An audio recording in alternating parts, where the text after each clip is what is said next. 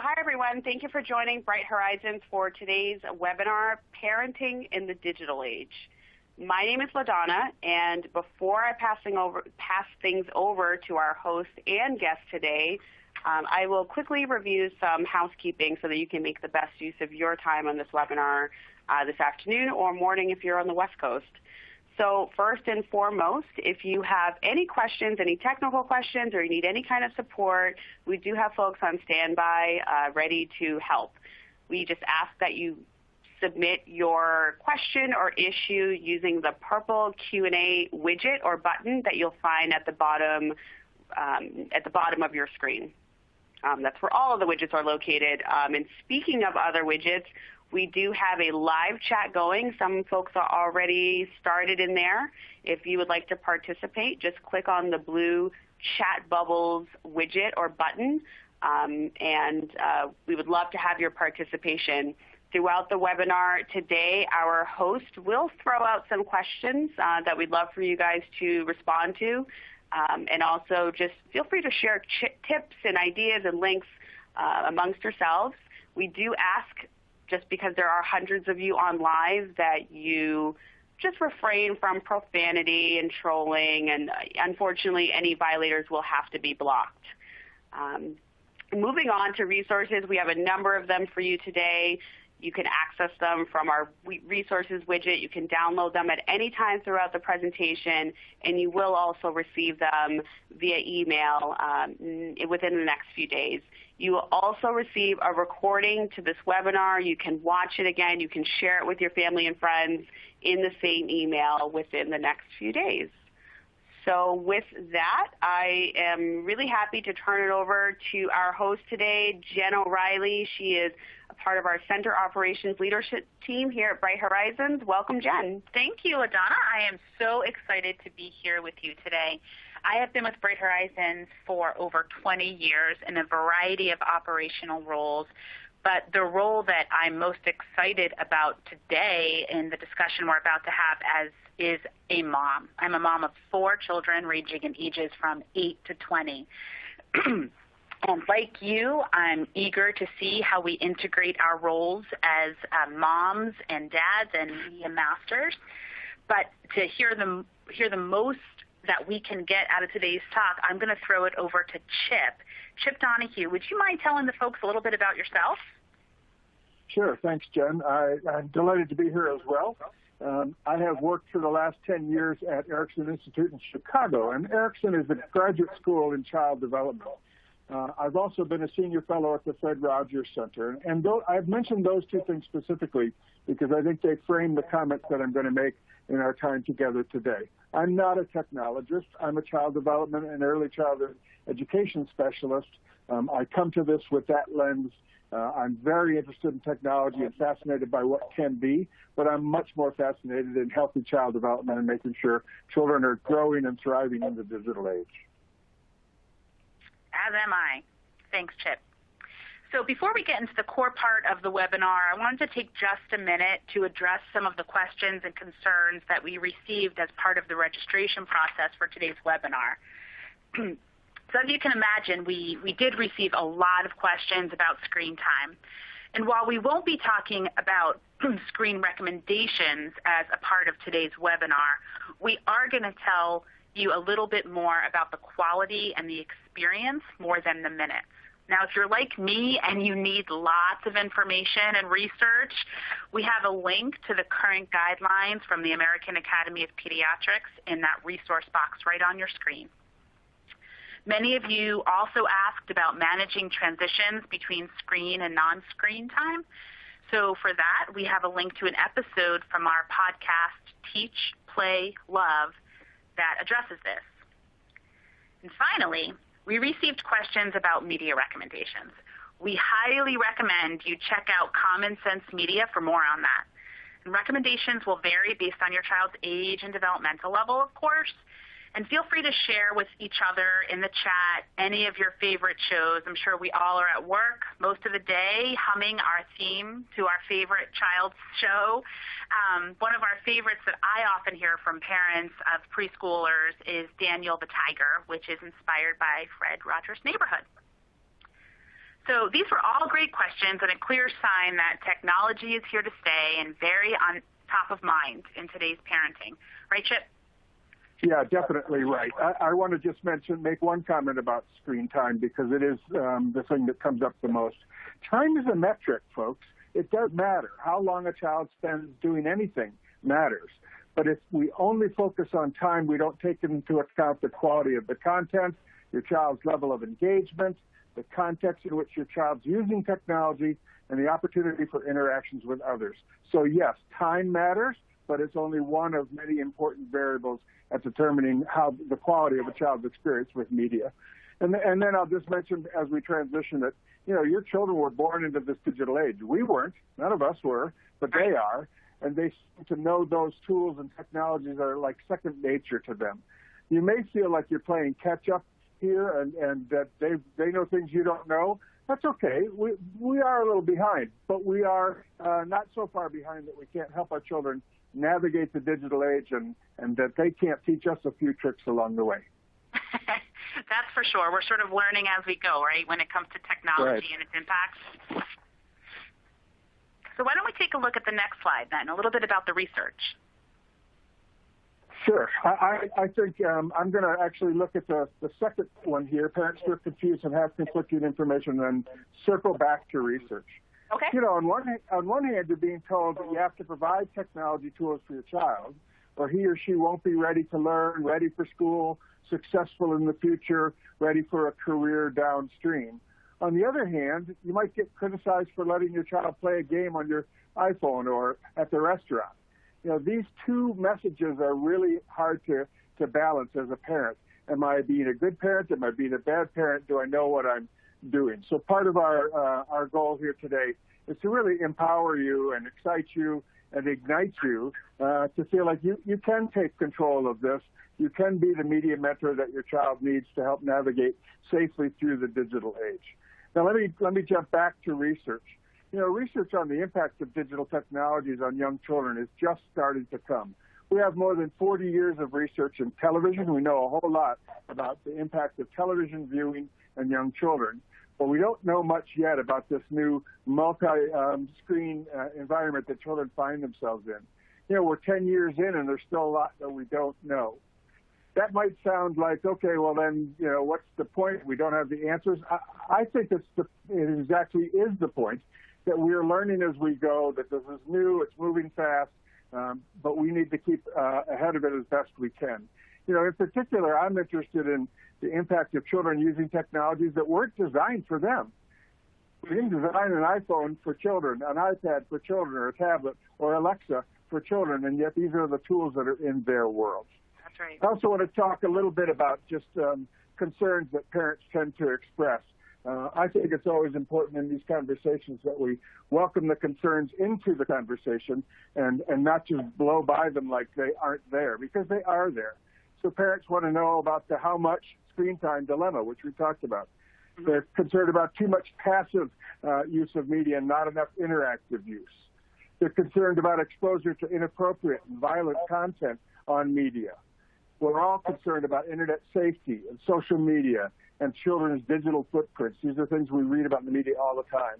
We're worried about commercial messages that are aimed at children and the way in which apps for children are encouraging them to make commercial decisions. Certainly we're worried about the negative impact on social emotional development. I always like to say that Fred Rogers would have said to us, that's the thing we ought to be making sure technology supports, not gets in the way of. And then this notion of displacing. What are we not doing? What's the child not doing while they're spending time on a screen? And finally, we're worried about kids not going outside as much. We're worried about less physical activity and more sedentary time. But we have to be careful that we don't blame technology as the only cause of those kinds of things. Those are things worth worrying about. And then finally, as we get ready to go ahead, let me just hit you a few things that we do know. We know that relationships and joint engagement with your child matter. Relationships are the active ingredient. We need to focus on the tech that focuses on the whole child and integrates technology into their social and emotional development. We need to make sure that the things we hold dear in the early years, like time outdoors and active play, don't get diminished by technology, but rather get enhanced. One of the things the research is telling us is that for children today, creating, making, storytelling, being a media creator is really an important aspect of this digital age that we could pay attention to.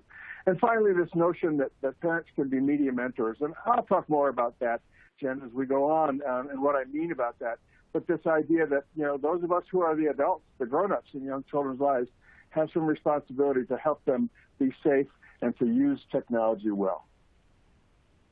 I love that. I love media mentor. And when I think about myself as a media mentor and I think about how many times you just use the word worry, we have so much to worry about. And we aren't growing up with the technology like our children are. So, how do we parent effectively in this digital age? Yeah, and I think it's about moving from being screen worried to screen wise, right? Mm-hmm. These worries are real, they're legitimate. We should pay attention to the things we're concerned about, but we also should pay attention to the potential benefits that our children are gaining from using these powerful new tools. That's great. I'm sorry, go ahead, Chip. No, you go ahead. I was going to say, in the chat box, if you could take a moment just to let us know any other big picture thoughts or ideas you might have about the impact of technology as a parent today. As we go, we're going to weave in a few quotes from Fred Rogers. 2018 was really the year of Fred. There's a documentary came out, a biography came out. It was the 50th anniversary of The Neighborhood. Lots of us rediscovered his kind and gentle voice and his empowering approach to parenting and child development. In my work, we've tried to ask ourselves, what would Fred have thought about digital media? What would Fred have thought about the technology that's in kids' hands today and in parents' hands today? So that's part of the lens that we bring to this. And I would also say that for you to be a media mentor, for you to feel confident and competent about your own mentoring of your child, then you need media mentors as well. So look to your child's teachers. Share what works with other parents. Right now, you can be sharing some ideas in the chat box. And beware of experts bearing one-size-fits-all answers. And I know I set that, quote, experts category here today, but I don't believe that there's a one-size-fits-all answer. It's much more complicated than that, but it's also much more child-specific, and you know your child better than anyone. Mm-hmm. That's a great point. So let's dig into those lessons from Fred Rogers. So we've got a quote on the screen right now that I love. Computers can be useful machines, especially when they help people communicate in caring ways with each other. Well, there you go. So Fred's acknowledging that the technology can be of use. He's acknowledging that it's really of use when it's used to communicate with other people and to connect people and to promote interactions. And I think that's really a wonderful way to think about these new tools. Technology will always be about relationships, not just the technology itself.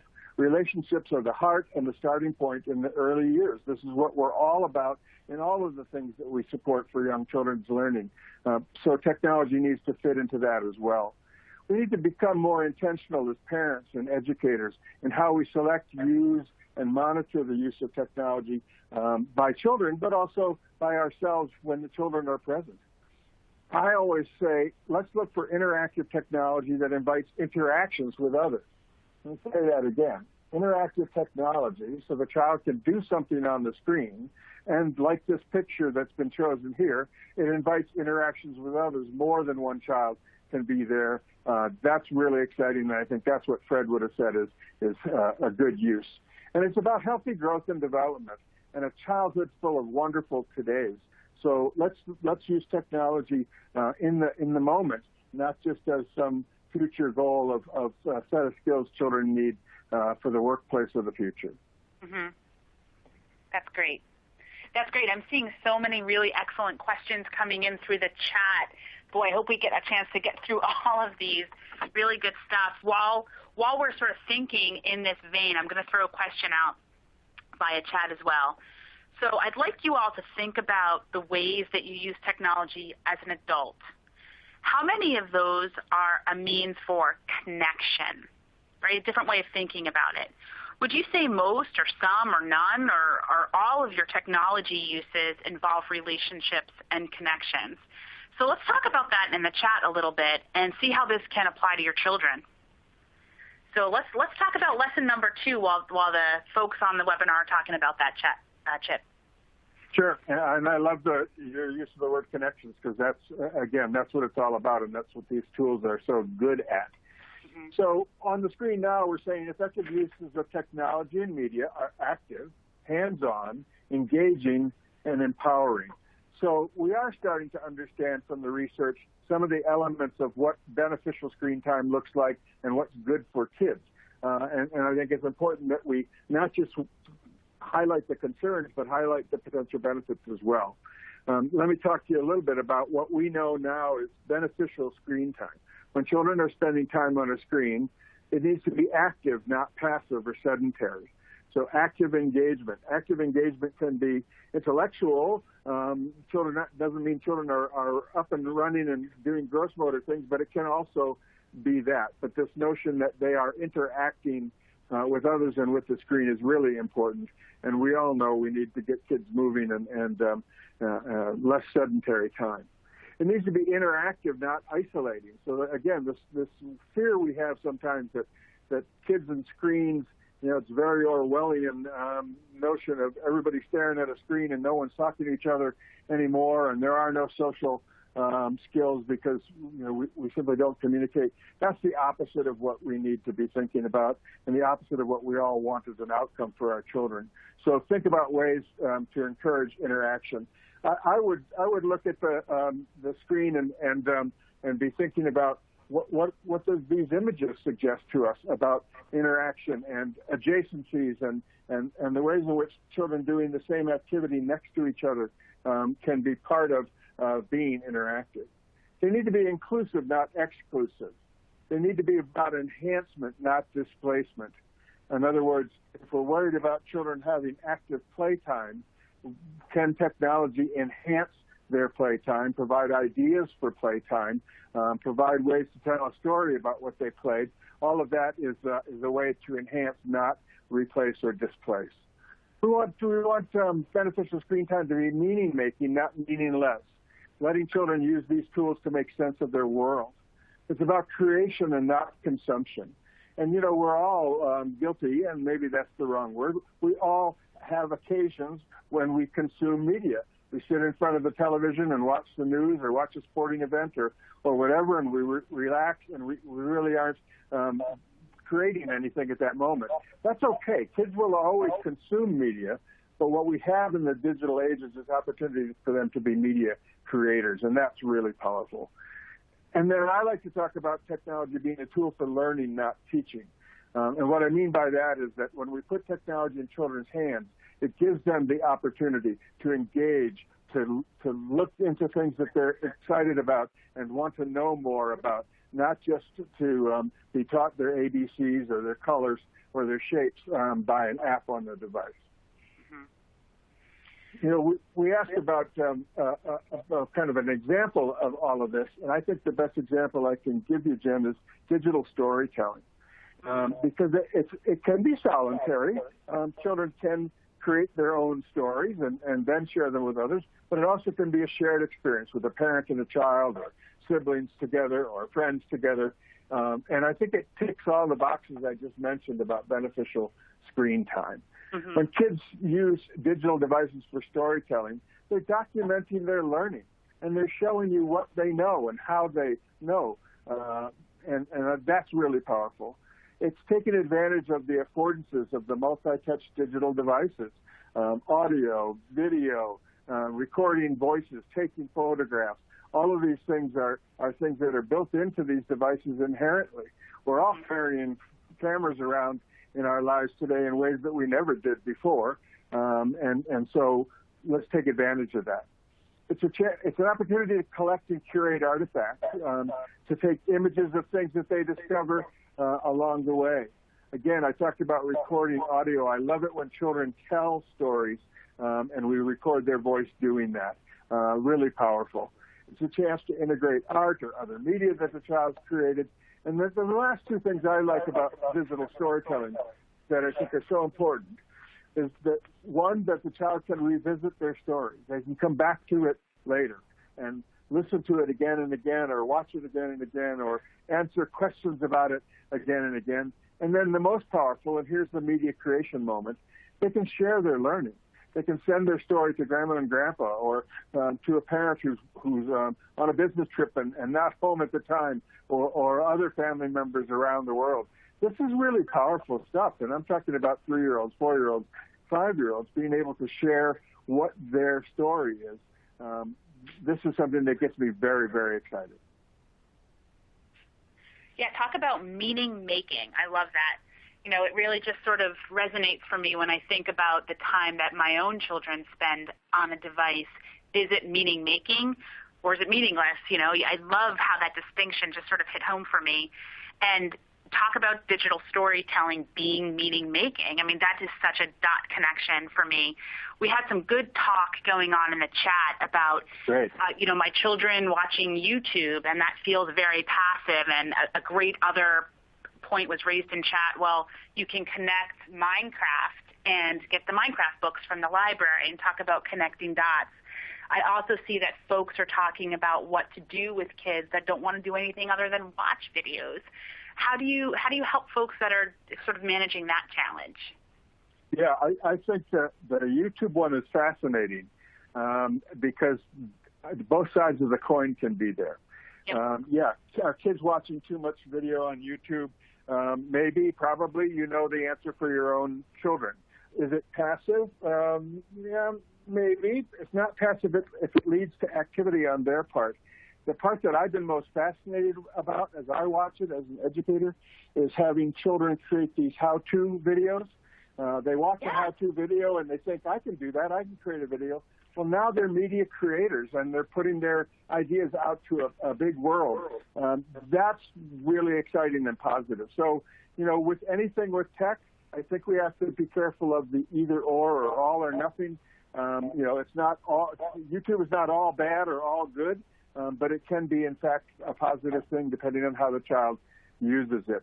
And, you know, they're carrying around or they have access to phones and tablets that give them this, you know, unlimited access to a television station that didn't exist when you and I were kids. Right. So we're still trying to figure this out. That's right. Just a quick YouTube.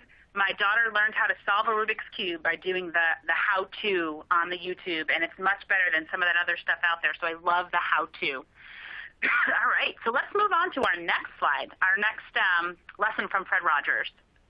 Yeah, great. Young children need tools that help them explore, create, problem solve, consider, think critically, and listen. I'm going to go back to something I said a moment ago. Let's give kids technology tools for learning. Let's give them tools that help them explore their world, answer a question, create something new, solve a problem. I like to think about solution finding instead of problem solving in the 21st century. And you know, it's not so much about having the answers. It's about having tools to help you find answers in the 21st century as a skill for children and for adults. To think critically, and there's a digital media moment around, you know, what do I know about who created this media? Is it accurate? Is it true? Is it honest? All of those kinds of hard questions that even as adults we're asking ourselves today in the era of fake news. Kids are going to need some help from us to think about how they sort out the quality of the information that they're getting. But, you know, these examples, these words on the screen are really positive uses of technology. And they show us that technology can be much more than a passive experience. You know, in the early childhood years, technology is a powerful tool for learning, for exploration, for discovery, for communicating, for telling their story, for documenting what they know, for sharing, for saving, revisiting, and reflecting. That's a lot of words. Mm-hmm. That's a lot. I know that's a lot of words, but wow, if it can be all those things, I'm kind of interested in it now. I'm not so afraid of it. I'm not so worried because what a powerful tool to give to my child or to use together with my child in a way for them to really, again, back to the meaning-making piece that you mentioned. And technology can be a tool for learning at home. It can be a tool for learning in their early childhood settings and out in the community. It's about relationships. One thing we really know from the research is that joint engagement really matters. So think about when you read a book, that old-fashioned thing, that old book that you read with your child on your lap at the end of the evening. That's a joint experience. And what we know from the early literacy literature is that children learn more language in a shared experience like that. Oh, we know the same thing about technology. Children learn much more language using technology when they use it with you. And you're right there to answer questions, ask questions, prompt them, and on all of that. So use media together when you can. That's really important. And I want to say one other thing. And I learned this with the schools of Reggio Emilia in Italy. We often talk about children of the future, and we often talk about technology tools because they need 21st century skills, and they need to have the skills they need for the workplace of the future. But we're talking about young children who need to be 5 if they're 5, and 3 if they're 3, and 4 if they're 4, and they need wonderful todays. So to me, technology is not about exposing kids at 3 or 4 to a set of skills that will then serve them well when they're 24 and looking for a job. That'll take care of itself. What it is doing is about igniting their excitement in learning, getting them thinking about being a lifelong learner, and putting tools in their hands that will serve them well as they grow up. So, we talk a little bit about robotics and computer programming for 5-year-olds. That's great. I love the examples we're seeing of that. But for me, it's about the joy of learning today. It's not about creating a future programmer. So in the early years, let's focus on the early years. Let's use tools for today and for now. I'm pretty sure that our kids today will be future ready if they have great todays and lots of experiences with and without technology. Yeah, I think that's so important, Chip, the idea of joint engagement. What I'm seeing in the chat are a lot of folks are seemingly very concerned about the quality and the content of what is available to children now. So I'm seeing some good dialogue with folks about YouTube, the kids' version of YouTube, and some settings that you can set up. Do you have any sort of concrete examples of ways that parents can be that media mentor specifically around the content of what is available to them? Sure. I go back to our list of concerns, and content was one of the big concerns, right? Is it commercial? Is it inappropriate? Is it violent? All of that. These are real concerns, and they've always been concerns for parents around media, so they continue. I think parents need to trust their instincts on what's okay. They need to know their own child and what their child's ready for. They need to think about what kinds of experiences they can build beyond the screen with these media. So if a child has a screen experience, what's the off-screen experience that can continue? What game can we play? What story can we tell? Jen, I'll go back to digital storytelling. I think it's a highly complex activity that I've described, but it doesn't require a content-laden app. It requires an app that needs you to create the content. And so I think flipping that over and having children be thinking about content creation is important. Can we protect our children from all of the media that's out there? And, I'd love to tell you we can, but we can't. And we have to be careful about that. But that's why I go back to media literacy and the need for children to know what's okay and what's not, and when to move on and when to tell someone or ask a question about what doesn't feel right for them or who's on the other end of a chat or a conversation. So, these are life lessons. Maybe they're coming at them a little earlier than they used to, right, because of the nature of the media. Yeah, I think that's a good point. I think about how we use technology in our early ed programs, and we don't have any technology digital technology available until children are almost 3. And then in the preschool classrooms, we'll have tools like smartboards that complement a lesson. So if we're learning about animals, then we'll pull up a webcam at a zoo, or we'll learn how many spots giraffes have and how those are developed. So at school, we use technology to really complement a lesson. Can you think about how a family at home could literally conduct some digital storytelling? Is it maybe they come up with an idea and they use their iPhone to take some pictures, or to Google an idea of, they're talking about birds, how do they then create that digital story? Yeah, so let's just imagine a walk through the neighborhood. Okay, it's a nice evening, and the family is going to walk together through the neighborhood. Well, what are we seeing? What are we hearing? What's happening in the neighborhood that we can describe? And in our pocket, we might have a smartphone, and then there we go. Now we're started. So taking a picture of something in the neighborhood that's new or exciting, or a neighbor that you meet along the way, describing what you're seeing, using a search engine like Google to try to figure out the name of a plant that you don't recognize, or the sound a bird's making that you're not familiar with. This goes back to that 21st century notion of we don't have to have all those answers. We have to have tools to help us find those answers, and that's part of the storytelling as well. What's really exciting to me, Jen, is that this has become the collective experience. Mm-hmm. The story isn't just the child. The story is the family's story. It's a shared experience. We did it together, and that revisiting later. Do you remember the time we walked through the neighborhood and we saw? They can go back and look at it again and talk about it more. Parents can use that as a springboard to the next story, or what should we look for the next time, or where should we take the next walk where we can find some new things or hear more birds than we heard today. All of this, I think, is a way for parents to have starting points, not ending points, but starting points on using technology in an ongoing way, not in a discrete way, but as a way to just merge it into the way in which the family spends time together.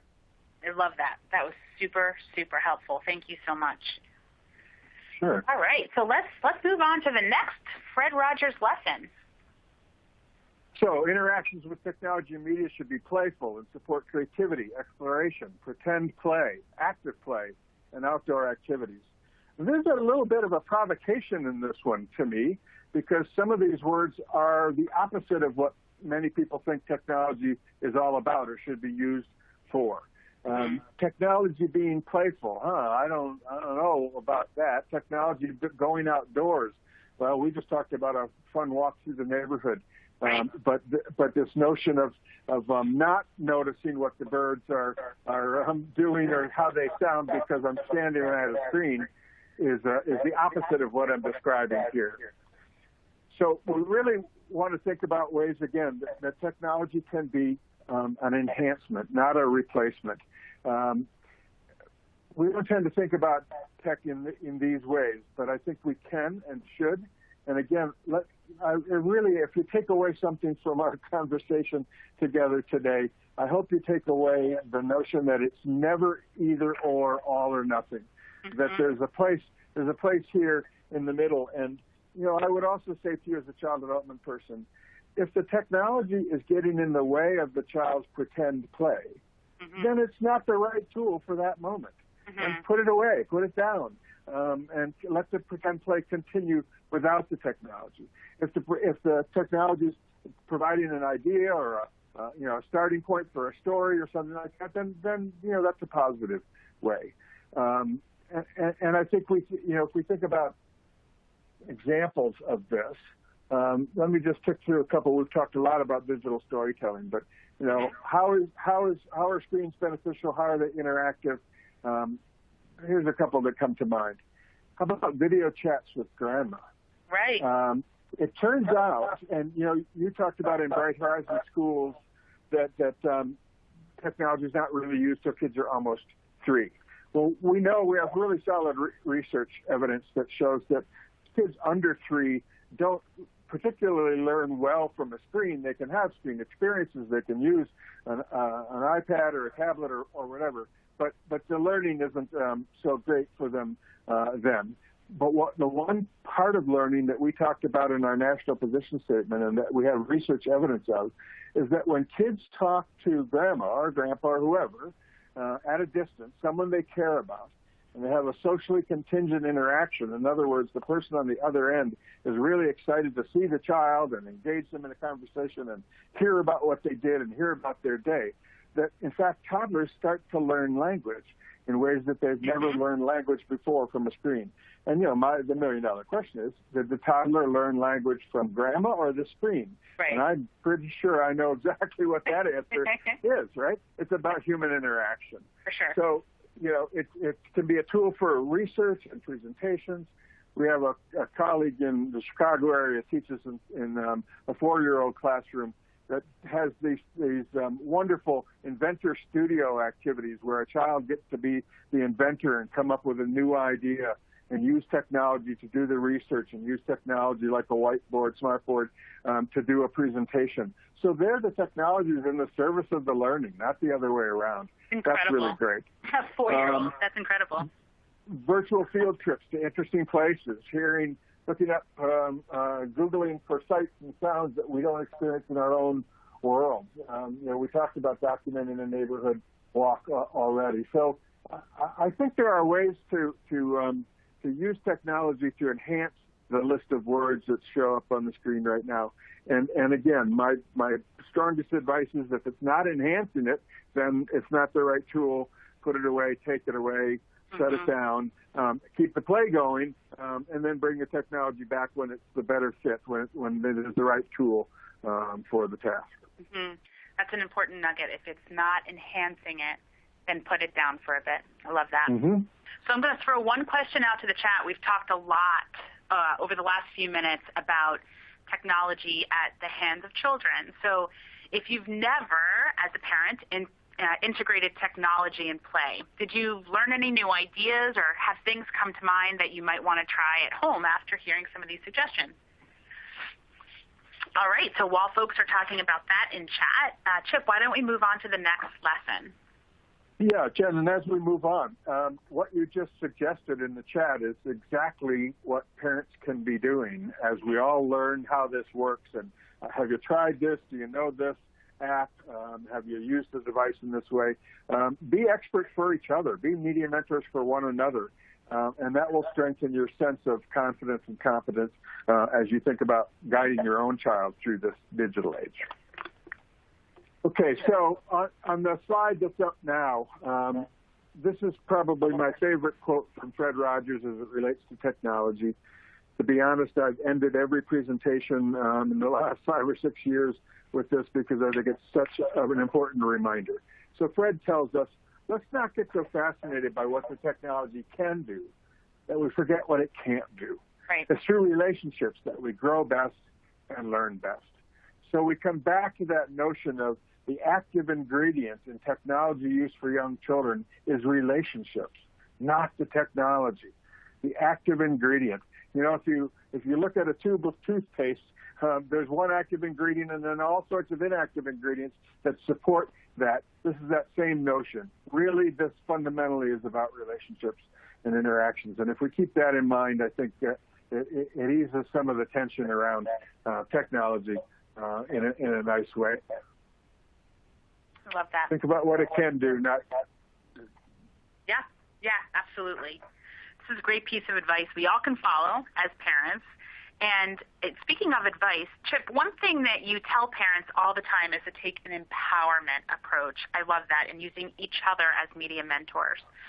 How can we really do that when we manage the digital use with our kids? We continue to get a lot of stuff in chat about some of the tools that are out there for one another. So are there any examples that you could share with us about how to empower one another to be media mentors for one another?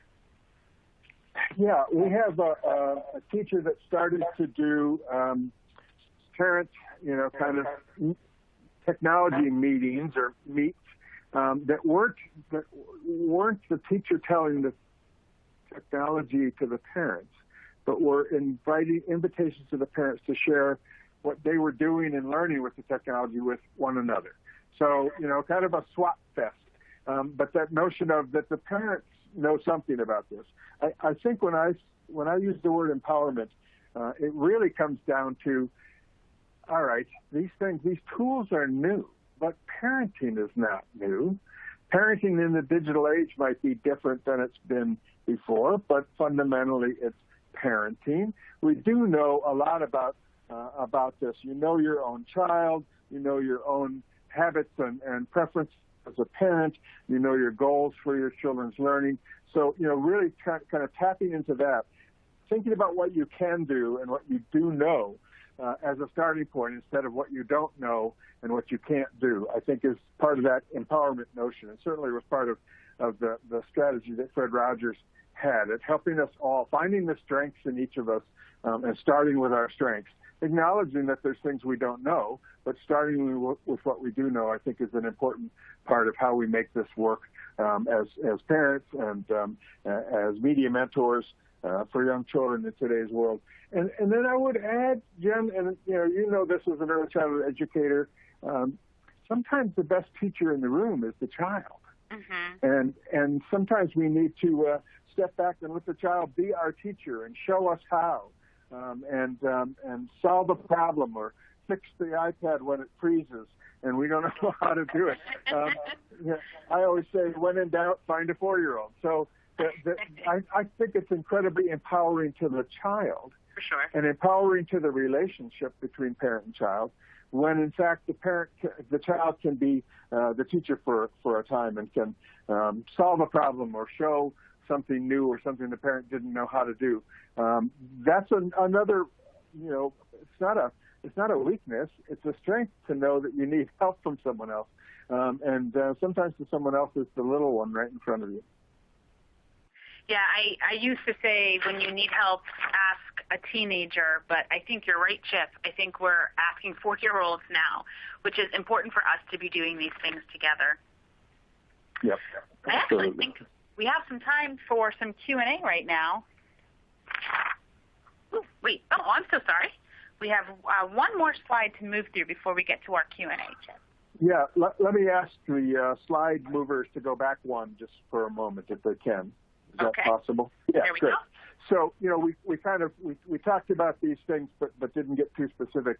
Let me come back to two specific things I think we do need to say. The middle one is important. Consider your own habits. What we know about media and children's habits is that they learn how to use media, why to use media, and when to use media most from watching the adults who are closest to them in their lives. In other words, their parents, mother and father, are their media mentors if they're the ones that are in the house. So, that means we need to think a little bit about our own habits and what we're doing to demonstrate positive use of media and healthy use of media and putting media down. Fred Rogers used to tell a story about how on his show you would use a computer so that children would see that he knew how to do that and that it was important, but that he would also turn it off so that they would understand that there are times when the technology isn't the tool that we're using or isn't the focus of what we're doing. So I think that's really powerful. I want to share something that came from a public service announcement for parents in China, a very powerful statement. The more you connect, the less you connect. The more you connect, the less you connect. Well, I think this is incredibly powerful because it actually works in two directions. The more you connect with your technology, the less time you have to connect with your child. The more you connect with your child, the less time you have to connect to your technology. Yeah. So as parents, we get to decide the directionality of that. But that notion of just thinking to ourselves, what lessons am I teaching my child about how to use media by the way I'm using it myself, I think is really, really important. And that leads to one, at the end, the watch together one, which we have talked about before, but this notion that joint media engagement is really a rich use of technology for young children because you add language, you ask questions, they get to show you how to do something, you have fun together. All of those things are are positive examples of ways to use media in a social, interactive way. Now we can go ahead. Okay. Good. Okay, so I've talked about this one a number of times, and you may be tired of hearing me say it, but this is the sweet spot in the digital age for me, which is children become media creators. They create media, they send a message to someone, they write a story together, they show you what they know. All of these things are ways to use these tools. You know, I really am wanting children who are growing up today to know that they're smarter than the technology. The technology is not the smart one in this relationship. The child is, because the child tells the technology what to do and uses the technology to learn. So that notion of empowering children to use technology well, I think, is really important for them as well. The one in the middle, I think, is really important, and I talk about this a lot with parents, is planning ahead for unplugged time. And what I mean by that is, imagine that you're driving home in rush hour traffic and it's stressful, and you do what we've all done, and you hand back your smartphone so your child can play a game and stay occupied, and you can concentrate on your driving. You know, that's not an inherently horrible parenting moment. I think we've been handing something back over our shoulder to children as long as we've had some type of conveyance to get us from point A to B. But it can be richer than that.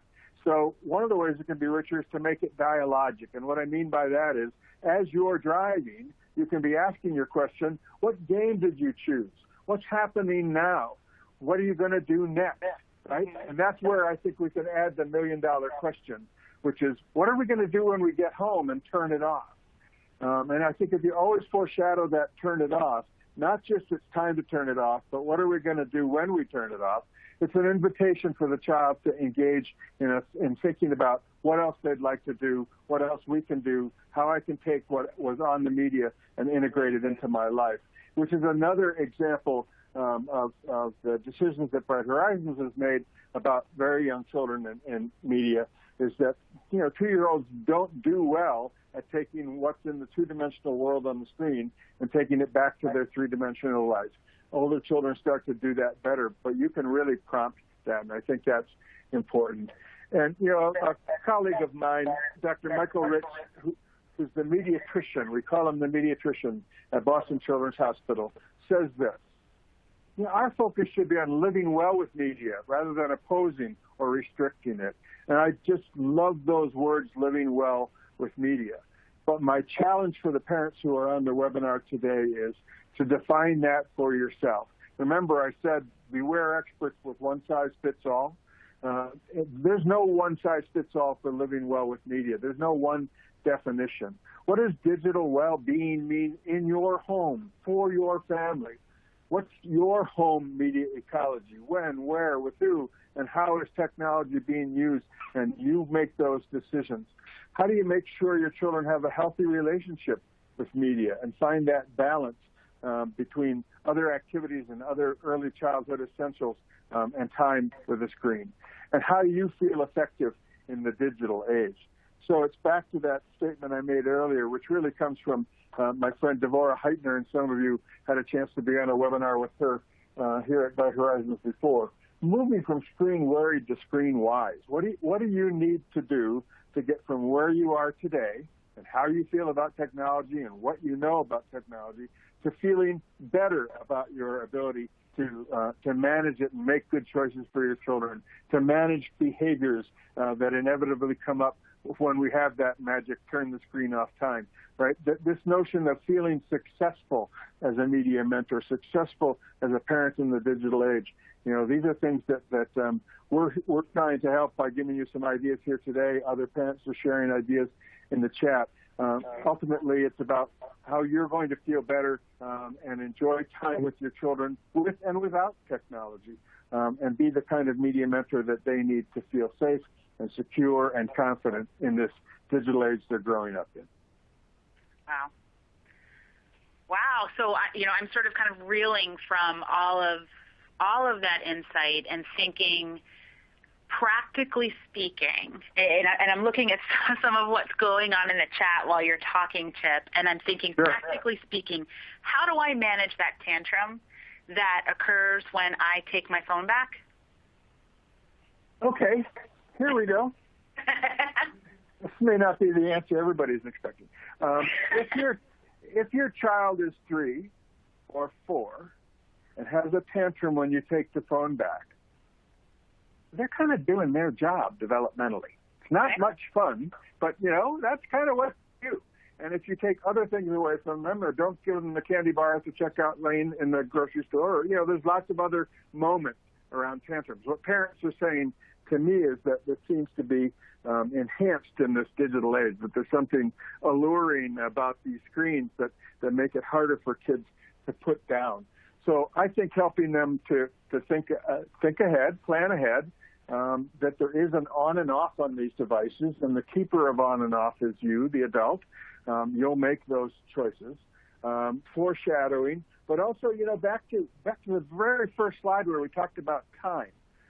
If I had told you that 30 minutes was the proper amount of time for a 4-year-old to have screen time, and you took the screen away at 30 minutes, what if the child was deeply engaged? What if the child was doing something that was really interesting and advantageous to their learning at that 30 minutes, right? So in other words, be careful about time. But I'm not offering you, Jen, any strategies that are different than parents have used in the past around these moments about kids and tantrums and wanting to do something that you're telling them it's time to stop doing. So I really think our strategies are similar, but I also think, in the digital age, if a child's playing a game, then when is the logical time to set the game down?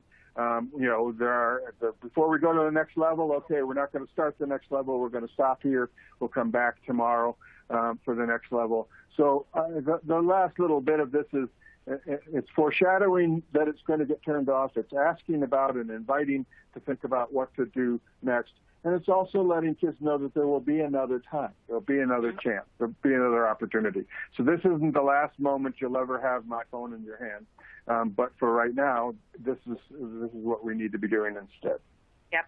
And I love what you said at the onset, that the 3 or 4-year-old is doing their job in protesting to the technology being taken away, and that phone being taken away is no different than the candy bar at the checkout.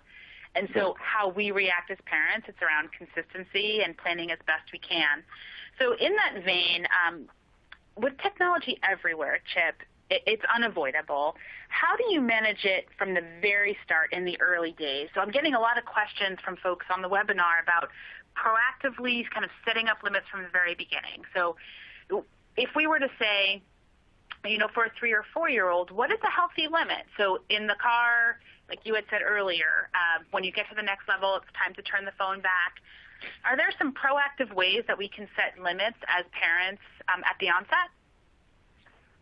Well, number one, parents, it is just like it's the child's job to throw the tantrum. It is your job to set the limits. And that's the deal. And that's the deal on technology and other things. And sometimes that doesn't go as well as we wish it would. But I love the notion, Jen, that you just asked about what can we do in the early days of tech use that can lead to more, kind of managed limits along the way. So one, be aware of your own limits or lack thereof. The example I always use, I'll use the male version of this as a man doing the conversation today. If the rule is no media at the dinner table, right? Mm-hmm. Everybody has to put their screens down, but Dad gets to bring his screen because he wants to check on the score of the game or whatever. Then the message that sends to children is an inconsistent one, and you just talked about consistency, right?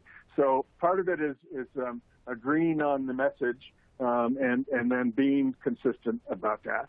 Part of it, I think, is also having some wiggle room. The problem with limits is they can be absolute, and then I don't much like limits when they're absolute either as an adult. So there does need to be a little bit of room. So if the child is really engaged still in the game that they're playing on the screen, and it's kind of enough, trust your instincts. When enough is enough. When that time has come.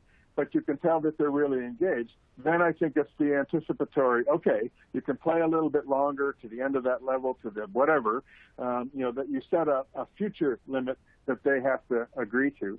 That's important. And then, in the earliest days, we talked about Bright Horizons programs and kids under 3 with technology, but kids are being born into the digital age and technologies around them much younger than that. I think we really want to be careful in how we use media with very young children, with 2s on their ways to being 3. That ought to be chats with, video chats with grandma, reading an ebook together on your lap. It ought to be social, relationship-based, and limited in time, not by a specific number of minutes, but just by the fact that there are other things that are developmentally essential we need kids to be doing as well, not instead of, but as well. So I think if you start with a healthy relationship toward technology, use it as a tool, model that it is a tool for learning, and when it's a tool, like in the car, I would argue that's a tool story, right? That we need to get home, and it's stressful driving, and here you can play the game. But then when we are home and it's not stressful driving anymore, that game's going to end. So this is hard, and parents get exhausted, and kids, again, their job is to get you to be so exhausted that you stop enforcing the rules. So being consistent, as you mentioned, I think is so important. Awesome. All right, Chip, we have about 2 minutes left, and I've seen this question come up in one shape or form over the last hour in the chat. But folks are concerned that, I get that it's my responsibility to limit the smartphone time for my child. But would my child be left behind if all of his or her peers, or 80% of his or her peers, are on a smartphone all the time? So how does a parent reconcile wanting their child to be sort of in line with their peers, but not overindulged with technology? Yep.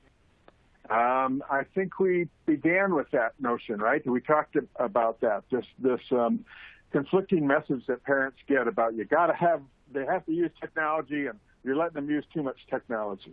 And we can't, unlike previous generations and parenting challenges, we can't turn to our own parents for advice because they didn't grow up with this either. So that's part of it. But I think this notion of how do parents deal with that, here's an empowerment moment. How do you want to deal with it? What do you believe is most important? Do I think that a 3-year-old is going to be behind because you have very limited screen time opportunities for your 3-year-old and some other 3-year-old is on a screen all the time? No, I don't. And I could make an argument that the child who's spending too much time on the screen is going to be the one who's farther behind. They're going to have their whole lives to use these screens and these media. And it's why I said before, let's have them have great todays. And great todays may include technology. Some great todays don't include any technology, and that's okay. I think this is doable. I think it's a possibility. It's easy for me to say. I'm not sitting in a room with a 3-year-old and a 4-year-old and a smartphone right at the moment. So I know that this is hard, but I think it is doable. But it's about being confident in yourself and trusting your own instincts. If it's okay, if it feels okay, it's probably okay. But also knowing that there is no one answer. So in your family, what feels okay to you may be different than what feels okay to the other parent who's providing more screen time. I don't think it's a race or a competition. I think it's supporting children's learning and healthy development. When we do that, it'll all take care of itself. Great. Well, thank you very much, Chip. Thank you, Jen. We got a lot of really great content in today. So appreciate your guidance and really the stimulating conversation. We have 1 minute left, so I'm just going to quickly close us out from the webinar today. First of all, I want to acknowledge there were a lot of questions about like medical advice, physical development, eyesight, things like that. We definitely recommend you maybe consult your pediatrician or check out the link that we provided from the American Academy of Pediatrics. A lot of folks are asking about slides and recording and the chat transcript. You will receive that via email within the next few days. We also suggest, again, check out the resources box where you can also pick up an episode of the Bright Horizons podcast, Teach, Play, Love, Parenting Advice for the Early Years, where we talk about this very topic with our own early childhood expert, Rachel Robertson. Finally, we would love if you could take our survey. We actually read every single one of your responses, so let us know what you thought of Jen and Chip and the topic and other things that you'd love to hear from Bright Horizons in the future. So with that, again, thank you very much to Jen O'Reilly and Chip Donahue, and of course to all of you participating on the webinar today. We will see you on our next webinar in March. Thank you and have a great rest of the day.